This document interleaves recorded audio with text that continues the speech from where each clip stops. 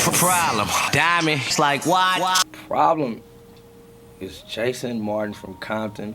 I'm a musician. I love my team. I love the shit out of my children.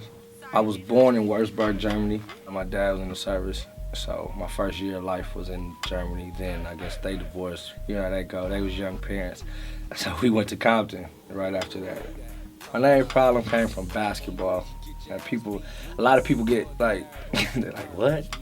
God, you from Compton, Problem. Wait a minute, I thought this was some thug name. No, they used to call me Problem because I played basketball well when I was little. They'd be like, man, he giving niggas problems on the court. We're gonna start calling him Problem.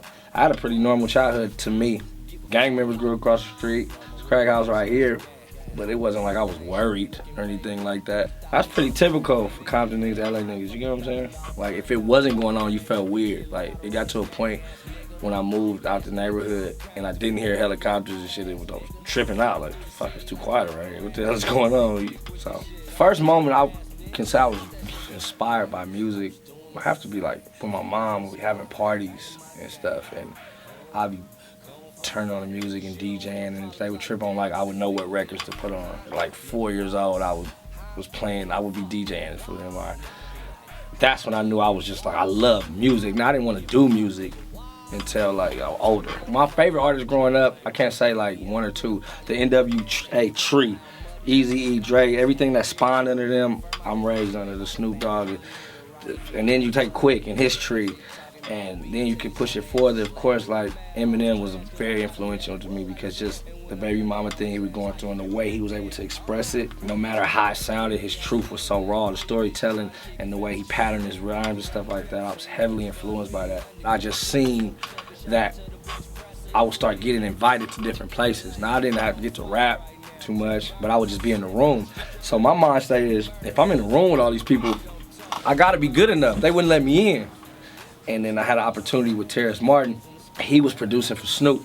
They were working on the Big Squeeze project, and that's when Snoop was doing the Nigarachi. He was producing the whole project. So I wrote a record for Terrence that made that project. So then Nas had spoke on the record, Talib Kweli, and then Snoop asked, well, who wrote it? And then he told me, so they brought me in over there. And he was starting the Ego Trippin' album at the time. So I wrote Never Have to Worry About That was the first record I wrote, and it was a story about his life. And he heard it, and he said he just started working out, and tears came to his eyes because somebody else had painted his picture from the outside looking in.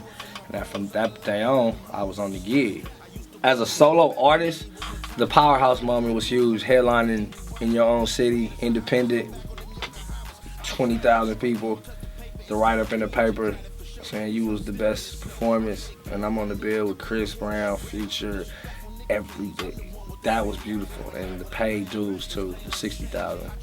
For rapping for that many people, and for them to just be like, what? That shit is just insane. E40 took a huge risk putting 3 artists that were not his, putting them on his single and pushing it nationally, and for us to all get our first time on TV. And then we all got a chance to spawn our own careers off of that. That was a huge moment for me. The Mollywood series, actually Mollywood 1 came out the day the Function video dropped.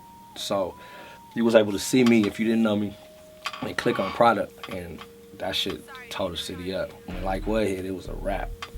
It was over. We was out of here, it was on. Because we had that one record that you can link me to. And then from then on, it was a lot of dope moments. About Me with Wiz, we did that on his birthday. That was crazy. Walkthrough, we still waiting for the plaques on the way. Eric Bellinger, I Don't Want Her was a dope moment because we took a relatively unknown R&B artist. We did the song and 4 days later it was on the radio. And then he had a deal a week and a half later. The what thing comes from my boy Wiz. One of my friends from Diamond Lane, a long-time friend. I used to say that shit all the time. Somebody would be talking, I'd be like, what? Just fucking with them, like sarcastically, or if I'm like, it's really cracking, I'd be like, what? This shit going up. So we sitting around at the studio, and he's like, man, you need to like get you a catchphrase or something. He said, man, you be saying that what shit all the time. Why you don't never put it in the song? I said, never thought to. I mean, you should just do that shit. And I started it, and then that shit ain't never coming out of none of these songs. That shit gonna be in every song I do. I'm very hands-on with the music, like very hands-on. As far as recording myself, engineering the sessions, mixing myself, doing the edits, If I make the beat, the production side. If I don't make the beat, what I have to take out to make it fit into the world of what I do. My first big song was I'm Toe Up.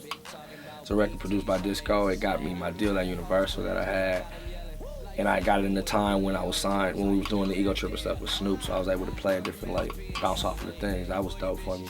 Hotels 1, Mollywood 1, Mollywood 2, MDA with I Am Sue, The Understand Me EP, The Separation, The Liftoff tape, another one with Just Incredible, Mollywood 3, Hotels 2, and Rosecrans. What sets me apart from the rest of the artists at the West Coast, I just feel like I'm a complete package. I have foundation because of what Diamond Lane has done, and we did it on our own. That's the biggest fucking difference.